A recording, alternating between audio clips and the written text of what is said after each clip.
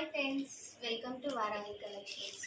ఈరోజు వచ్చిన స్టాక్ కాటన్లో జెరీ బార్డర్ వచ్చిందండి. Maroon colour. ఈరోజు శారీ ఓపెన్ చేసి చూద్దాం. బ్లాక్ బార్డర్ వచ్చి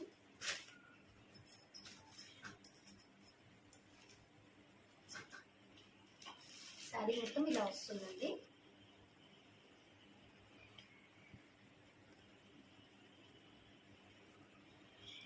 ఇది పళ్ళు వచ్చింది. బ్లౌజ్ ఇది వస్తుంది, బ్లాక్లో ఇచ్చారు.